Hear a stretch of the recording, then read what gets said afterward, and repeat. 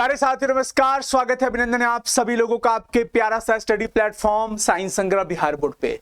मेरे भाई, अगस्त का महीना शुरू हो चुका है और काफी बच्चों के कमेंट्स थे, मैसेज थे कि भैया अभी से कैसे तैयारी करें, क्या स्ट्रेटजी होनी चाहिए, क्या टाइम टेबल होना चाहिए, किन किन बातों पे हमें फोकस करना चाहिए, क्योंकि फरवरी में फाइनल एग्जाम है, समय बहुत कम हो रहा है हमारे पास।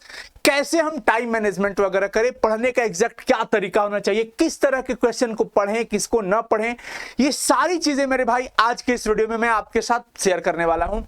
तो हमारा नाम है अनुज सर और आप हमारे इस बिहार बोर्ड के सबसे विश्वसनीय प्लेटफॉर्म पे आ चुके हैं। आखिरी तक इस वीडियो को देख लीजिएगा, क्योंकि आपको अगर चाहिए बोर्ड परीक्षा में बढ़िया नंबर तो ये वीडियो से आपको बहुत हेल्प मिलने वाला है। तो मेरे भाई प्लीज वीडियो लाइक कर दीजिए और अपने सभी दोस्तों के साथ एक बार शेयर जरूर कर दीजिएगा। चलिए शुरू करते हैं। हमने सबसे पहले आपको बताया कि देखो भाई, अगस्त का महीना है और फरवरी में है आपका परीक्षा। अगस्त का महीना चल रहा है तो अगस्त से सितंबर तक क्या करना है ये मैं आपको बताऊंगा। मैं आपको यह बताऊंगा कि अक्टूबर से नवंबर में आपको किन बातों पे फोकस करना है। मैं आपको यह भी बताऊंगा कि दिसंबर में क्या करना है, जनवरी में क्या करना है, और मेरे भाई फरवरी में तो आपका फाइनल एग्जाम ही है। तो यहां पर तो एग्जाम है, क्या है, एग्जाम। तो सबसे पहले मैं आपको बताता हूं, सुनो क्या करना, ध्यान से सुनो। अगस्त और सितंबर तक किसी भी तरीके से आपको सितंबर तक एनी हाउ अपना सिलेबस कंप्लीट कर लेना है। क्या कर लेना है मेरे भाई, सिलेबस को कवर कर लेना है एनी हाउ। अक्टूबर और नवंबर तक हम पहला रिवीजन करेंगे, फर्स्ट रिवीजन, यानी कि हम पहला अपना सिलेबस का रिवीजन करेंगे, साथ में पढ़ेंगे पीवाईक्यूज। जो अभी तक पूछे गए जितने भी सवाल हैं उन सभी सवालों को रिवीजन के साथ साथ हम बनाते चलेंगे। मेरी बात ध्यान से सुन रहे हो ना सब लोग, ध्यान से सुनो। अक्टूबर नवंबर के महीने तक कंप्लीट आपको पूरा सिलेबस क्या कर लेना है मेरे भैया, रिवाइज कर लेना है, और साथ ही साथ आपको प्रीवियस ईयर क्वेश्चंस भी कंप्लीट कर लेने हैं साथ में। अब क्या करना है, दिसंबर का जो महीना आएगा उस दिसंबर के महीने में भी हमें क्या करना है, सेकेंड टाइम रिवीजन करना है अपने सिलेबस को, क्योंकि कहते हैं कि जब तक रिवीजन नहीं करेंगे सारे टॉपिक भेजा में घुसेगा नहीं। बार बार प्रैक्टिस करना बहुत जरूरी है। इसलिए हम आपको सिलेबस कंप्लीट करा देंगे सितंबर मिड तक, बीच तक ही। अगस्त सितंबर तक आपको सिलेबस कंप्लीट कर लेना है। अक्टूबर नवंबर में रिवीजन के साथ प्रीवियस ईयर क्वेश्चंस, साथ ही साथ सेकेंड टाइम रिवीजन करेंगे, और हम जो मॉडल पेपर आपको देंगे या ऑफिशियल मॉडल पेपर जो भी निकलेगा, या जो अब तक के जितने मॉडल पेपर हैं, इन सभी मॉडल पेपर को भैया आपको इसके साथ रिवाइज करना है। इतना डीप स्ट्रेटजी शायद ही आपको कोई बताए, लेकिन मैं आपके साथ शेयर कर रहा हूं, क्योंकि आप हमारे छोटे भाई बहन हो। आपका हर एक चीज के लिए भाई मुझे बहुत टेंशन रहता है कि इतना टाइम हो गया, बच्चों को स्ट्रेटजी शेयर करना है। हमने इससे पहले मंथ में भी दिया था आपको वीडियो, आपने बहुत प्यार दिया था। इस वीडियो को भी अपने सभी दोस्तों तक शेयर करिएगा, और एक एक चीज अभी बारीकी से बताऊंगा, हर एक सब्जेक्ट में क्या करना है, फिजिक्स का तैयारी कैसे करना है, केमिस्ट्री में क्या क्या देखना है, वो सब कुछ अभी बताऊंगा वीडियो में। जनवरी के महीना में ना आपको मॉक टेस्ट करना है, मॉक टेस्ट लगाना है, वो हम अपने ऐप पे लाते हैं, यूट्यूब पर भी चीजें हम कई बार प्रैक्टिस कराएंगे। मॉक टेस्ट करना है, साथ में ध्यान रखिएगा सभी लोग। और आपके जितने भी कमजोर टॉपिक्स हैं उन टॉपिक्स को एक बार तो जरूर देख लेना है बालक। जितने भी, ध्यान रखिएगा सभी लोग, जितने भी कमजोर टॉपिक्स हैं उसको ध्यान रखना है। एक चीज ध्यान रखना है, मैं लिख देता हूं, नया क्वेश्चन पढ़ने से बचना है, नया टॉपिक नहीं पढ़ना है, नया टॉपिक नहीं पढ़ना है। और फरवरी में हो जाता है बच्चा आपका एग्जाम, ठीक है, तब फरवरी में आपका क्या हो जाएगा, एग्जाम। फर्स्ट वीक से ही एग्जाम शुरू हो जाता है, 1 या 2 फरवरी से शुरू हो जाएगा आपका फाइनल एग्जाम।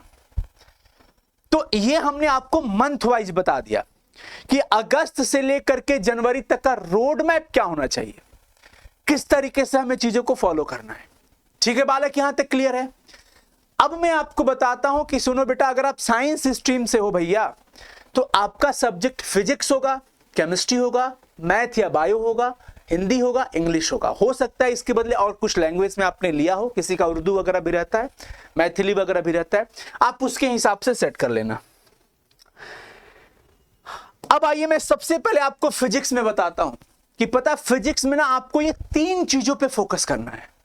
ये 3 चीजें क्या है वो मैं आपको बता रहा हूं। आप जानते हैं ना फिजिक्स में 5 नंबर में सबसे ज्यादा क्या पूछा जाता है? डेरिवेटिव, व्यंजक निकालने का। विद्युत द्विध्रुव का व्यंजक निकालो, विद्युत विभव का व्यंजक निकालो, एलसीआर सर्किट के लिए ये निकालो, वो निकालो, लेंस मेकर सूत्र निकालो, प्रकाश के अपवर्तन, हाइगेंस का तरंग सिद्धांत से प्रूफ करो।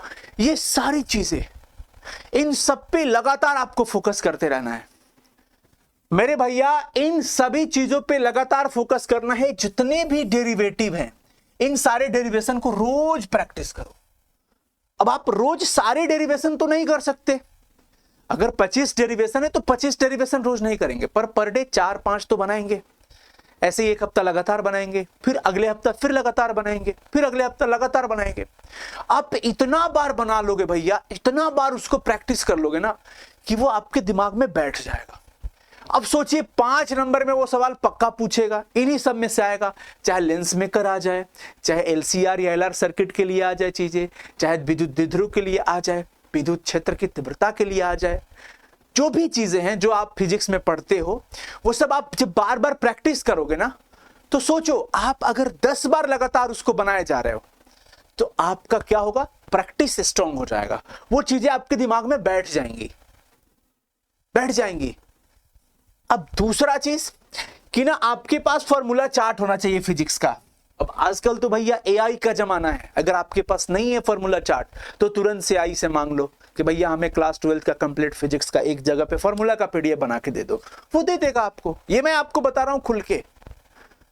तो फॉर्मूला चार्ट डेली रिवाइज करो। आप नोट्स बनाए हैं, उसमें परिभाषा है, डेफिनेशन है, उन डेफिनेशन को डेली आप रिवाइज करो, देख करके पढ़ो, बोलो, ठीक है। तीसरी चीज, ऑप्टिक्स हो और इलेक्ट्रिसिटी हो, इसके जो डायग्राम होते हैं ना, ये डायग्राम जरूर समझिए, क्योंकि डायग्राम भी परीक्षा में बनाने को आता है। जब आप कोई डेरिवेशन बनाओगे तो डायग्राम से ही तो बनाओगे। तो ये आपको फिजिक्स में 3 पॉइंट पे फोकस करना है। अब मैं आपको बताता हूं केमिस्ट्री का वो 3 पॉइंट जो आपके परीक्षा के लिए ना बहुत ही इंपॉर्टेंट होगा। आ जाओ, ये देखो भाई, केमिस्ट्री में सबसे ज्यादा दिक्कत क्या करता है, उस दिक्कत को समझ जाओ। बच्चों को रिएक्शन और समीकरण में दिक्कत आता है। वही चीज मैं बता रहा हूं कि आप जितने भी नेम रिएक्शन पढ़ाए जाएंगे, ऑर्गेनिक केमिस्ट्री हम पढ़ाना शुरू कर दिए हैं। अब डेली हमारे यूट्यूब चैनल पे क्लास में आइए। डेली मैं जो केमिस्ट्री का क्लास करा रहा हूं, बाकी सब्जेक्ट का, उस सब में आप डेली आओ, पढ़ो। उसके बाद जो भी समीकरण होते हैं उसको बार बार लिखो, बार बार लिखने से प्रैक्टिस होगा, ठीक है। दूसरी चीज कि पिछले 5 साल का पीवाईक्यूज पर विशेष फोकस करना है कि किस तरह के क्वेश्चन और कौन कौन से क्वेश्चन पूछे गए हैं, तो उन क्वेश्चन पे विशेष पकड़ रखना है और उस टाइप का क्वेश्चन पे विशेष पकड़ हो जाएगा। तीसरी चीज कि कुछ न्यूमेरिकल्स आते हैं। न्यूमेरिकल्स आपको पता है कि फिजिकल केमिस्ट्री में ही आता है, चैप्टर 1 से लेकर चैप्टर 4 तक है बस। और डेफिनेशंस दोनों ही प्रैक्टिस करें। आप जानते हो कुछ बच्चे ना शुरू से 4 बातों पे ध्यान नहीं देते हैं, शुरू से वो 4 चीजें नहीं करते हैं। वो कौन सी ऐसी चीजें जो नहीं करते हैं और उसी वजह से वो परीक्षा में अच्छा परफॉर्म नहीं कर पाते हैं, अच्छा नंबर नहीं ला पाते हैं भाई। वो 4 ऐसे पॉइंट है, वो पॉइंट मैं आपको लास्ट में बताऊंगा कि कहीं आप भी तो वो गलती नहीं कर रहे हो अभी से। अगर आप भी वो गलती कर रहे हैं ना, तो निश्चित रूप से आपका भी रिजल्ट गड़बड़ हो सकता है।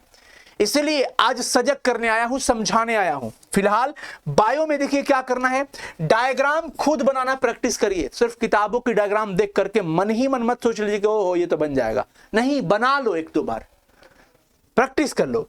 चैप्टर वाइज पीवाई किस करो, कम से कम 5 साल का पूछे गए सवालों को सॉल्व करो। उसके बाद हर चैप्टर के अलग अलग नोट्स जो बनाए हो उसको रिवाइज करते चलो और कुछ प्रैक्टिस भी कर लेना। मैथ में क्या करना है, रोज कम से कम 10 क्वेश्चन सॉल्व करिए। इससे आपका सारा कॉन्सेप्ट थ्योरी दिमाग में रहेगा। जितने भी फॉर्मूला है मैथ का डेली क्विक रिवीजन, जल्दी में कम समय में रिवाइज करिए। और जो सवाल आपसे गलत हो रहा है उसको इग्नोर मत करिए, चाहे वो प्रीवियस ईयर का सवाल हो, चाहे आप प्रैक्टिस का सवाल बना रहे हो। अगर गलत हो गया आपसे तो आप दोबारा उसे देखिए, समझिए, और तब तक मत रुकिए जब तक आप आंसर न ला दें। तो गलत सवालों को दोबारा जरूर सॉल्व करिए। हिंदी इंग्लिश में क्या करना है, हिंदी में लेखक और जो कवि का परिचय होता है उसको तो बिल्कुल दिमाग में रखो। दूसरा, व्याकरण के जितने भी नियम है उसको रोज प्रैक्टिस करो। हमने पूरे व्याकरण ऐप पे पढ़ा दिया है, मतलब ऐप पे तो हमने कंप्लीट व्याकरण दिया है ना, वीडियो लेक्चर आपको। पिछले 5 साल के पेपर्स देख लीजिए, सब कुछ आपको समझ में आ जाएगा। इसमें आपका राइटिंग अच्छा होना चाहिए, निबंध लेखन, संक्षेपण लेखन, उसके बाद पत्र लेखन, ये सब पे पकड़ होना चाहिए, वो व्याकरण का ही हिस्सा है। इंग्लिश में क्या करना है, ग्रामर में और ऑब्जेक्टिव पर पकड़ बना लीजिए। ग्रामर से ऑब्जेक्टिव पूछे जाते हैं, लिटरेचर का ऑब्जेक्टिव पे पकड़ बनाया लिखिए। लेटर एप्लीकेशन लिखने आना चाहिए, राइटिंग प्रैक्टिस जरूर करिए। लेटर कैसे लिखा जाता है, फॉर्मेट क्या होता है, एप्लीकेशन कैसे लिखा जाता है, ऐसे प्रैक्टिस करिए। और रोज एक अनसीन पैसेज जरूर सॉल्व करिए। जो पैसेज आता होगा ना आप लोगों का, वो जब जरूर सॉल्व करिए। अगर नहीं आता है तो समरी वमरी लिखने का प्रयास करिए, बट करिए, रुकिए मत। अब देखिए, ये जो 4 गलतियां जो बच्चे करते हैं, जो अधिकांश बच्चे ये 4 गलतियां करते हैं, शुरू से उनको लगता है भाई छोड़ो ना, अभी बहुत टाइम है, लास्ट मोमेंट पे देख लेंगे, पढ़ाई कर लेंगे। पहली गलती। दूसरी गलती कि वो ऑब्जेक्टिव क्वेश्चन को ना बड़े हल्के में लेते हैं, उनको लगता है 4 में से एक ऑप्शन तो लगा देना है। तीसरी गलती, वो टाइम मैनेजमेंट नहीं कर पाते हैं। अगर मैं आपको आज एक क्वेश्चन दूं, कहो कि इसका आंसर बनाओ, आप बनाओगे लेकिन टाइम ज्यादा लग जाएगा आपको। तो आप अभी से टाइम मैनेजमेंट नहीं कर पाते हैं, क्योंकि आपको परीक्षा में 3 घंटे के अंदर सारे पेपर सॉल्व करने होते हैं। उसमें भी ऑब्जेक्टिव का अलग, सब्जेक्टिव का अलग टाइम पीरियड बना होता है। तो अगर आप टाइम मैनेजमेंट नहीं कर पाओगे, बहुत ऐसे बच्चे हैं जो 1600 मीटर का दौड़ आज भी लगाते हैं, लेकिन सिलेक्शन उसी का होता है जो समय अंतराल के अंदर लगा दे, जो 5 मिनट में लगा दे, 5 मिनट 10 सेकंड में लगा दे। सिलेक्शन उसी का होता है ना। जो 8 मिनट में 1600 मीटर का दौड़ लगाएगा वो थोड़ी सेलेक्ट हो पाएगा। आप अगर एक आंसर 7 मिनट में लिख रहे हैं तो आपको बहुत टाइम लग रहा है। एक अगर शॉर्ट क्वेश्चन 7-8 मिनट ले रहे हैं तो आपका टाइम गड़बड़ है, इसको सही करिए। कैसे सही होगा? तो टाइम मैनेजमेंट पे, मॉक टेस्ट पे ध्यान देना पड़ेगा। बहुत बच्चे अभी से लिखने का प्रैक्टिस नहीं करते हैं, वो सिर्फ देखते हैं, प्रिंट करा लेते हैं नोट्स, लिखते भी नहीं। कहते अरे सर जी नोट्स डाउनलोड करने का एक्सेस दे दीजिए ना, हमको प्रिंट कराना है। प्रिंट करा लीजिएगा, लेकिन जब तक लिखिएगा नहीं तो कैसे आप मजबूत हो पाइएगा? हैंड राइटिंग और प्रेजेंटेशन बहुत मैटर करता है परीक्षा में भैया। अब मान लीजिए हम क्रिकेट देख रहे हैं तो क्रिकेटर बन जाएंगे, गाना सुन रहे हैं तो सिंगर बन जाएंगे क्या? डांस देख रहे हैं तो डांसर बन जाएंगे? नहीं, क्रिकेटर तब बनेंगे जब बैट बॉल लेके पिच पे, ग्राउंड पे उतरेंगे और खेलेंगे, 2-4 बार चोट भी लगेगी। सिंगर तब बनेंगे जब सिंगिंग करेंगे, रियाज करेंगे, अभ्यास करेंगे। तो आप अगर सोच रहे हैं कि सिर्फ वीडियो लेक्चर और नोट्स देख करके काम हो जाएगा, असंभव। उसके लिए पेन पेपर उठाना पड़ेगा, रिवीजन लिखना पड़ेगा, प्रैक्टिस करना पड़ेगा। अभी से आंसर राइटिंग रखो, टाइमर लगा के आंसर लिखने की प्रैक्टिस करो, टाइमर लगा के मॉक टेस्ट का प्रैक्टिस करो। तो ये करना पड़ेगा। अगर आप भी ये 4 गलती कर रहे हैं कि सिर्फ लास्ट मोमेंट पे पढ़ाई कर रहे हैं, ऑब्जेक्टिव क्वेश्चन को हल्के में ले रहे हैं, मॉक टेस्ट और टाइम मैनेजमेंट नहीं कर पा रहे हैं, हैंड राइटिंग और प्रेजेंटेशन पर ध्यान नहीं दे रहे हैं, तो फिर आप भी खतरे वाली घड़ी में हैं, ध्यान रखिएगा। इसलिए इन 4 गलतियों को अभी के अभी त्याग दो। लास्ट मोमेंट पे नहीं पढ़ना है भाई, हमें अभी से ही पढ़ाई पे फोकस करना है। आप अभी से ही पढ़ाई पे लग जाइए अच्छे से। ऑब्जेक्टिव क्वेश्चन की जब जब सेशन हो, जब जब प्रैक्टिस हो, जरूर करिए। यूट्यूब पे हम जब भी ऑब्जेक्टिव का सेशन कराएं, आप जुड़िए, आप तैयारी करिए। ऐप पे हम इतने सारे ऑब्जेक्टिव क्वेश्चन की PDF दे रखे हैं, आप प्रैक्टिस करो वहां से।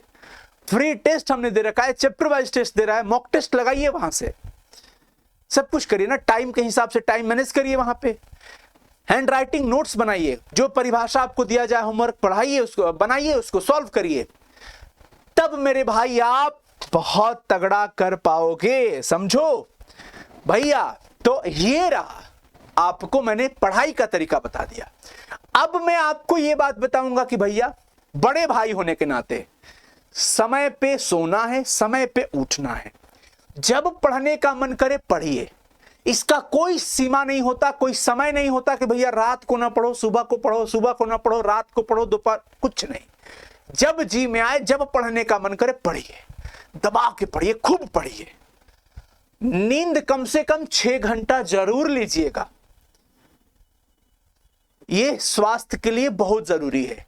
फिजिकल एक्सरसाइज कुछ जरूर करिएगा ताकि तंदुरुस्त रहिएगा।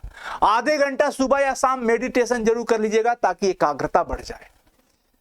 समय पे भोजन जो भी मिल रहा है घर में खाइए। पढ़ाई के टाइम लॉयल रहिए, खुद की रिस्पॉन्सिबिलिटी के लिए लॉयल रहिए। एक्सक्यूज मत दीजिए कि मेरा वो काम आ गया, ये काम आ गया, मेरे से नहीं हो पा रहा है, उससे नहीं। ये सब रोना गाना बंद करो भैया।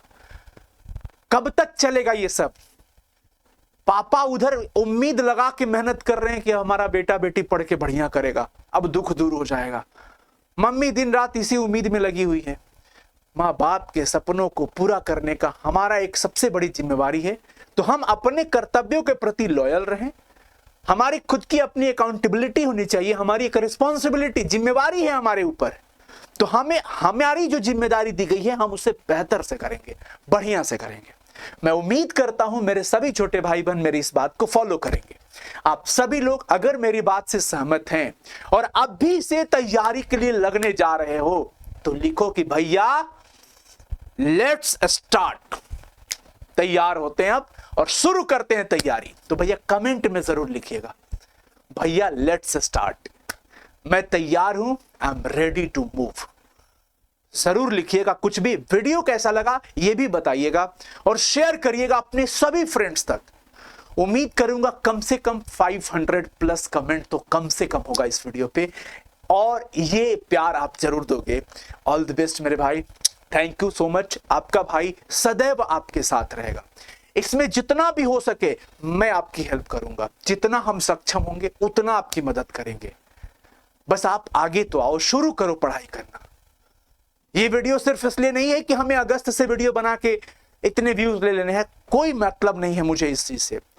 हम ये वीडियो डेडिकेशन से बना रहे हैं सिर्फ और सिर्फ अपने छोटे भाई बहन के लिए, आपके लिए, क्योंकि मैं शिक्षक बाद में हूं, आपके लिए आपका भाई पहले हूं। इसलिए मेरी इस रिक्वेस्ट को एक्सेप्ट करिएगा, पढ़ाई मन लगा के करिएगा। सोशल मीडिया को अभी थोड़ा सा कुछ समय के लिए स्किप करिए, पढ़ाई पे फोकस करिए और वीडियो शेयर करिएगा जरूर, और एक कमेंट आपका जरूर आना चाहिए। Love you, bye, take care. अपना ख्याल रखना और चलो बढ़िया से मन लगा के पढ़ाई करो। हम भी इस जर्नी में आपके साथ हैं। Bye, take care.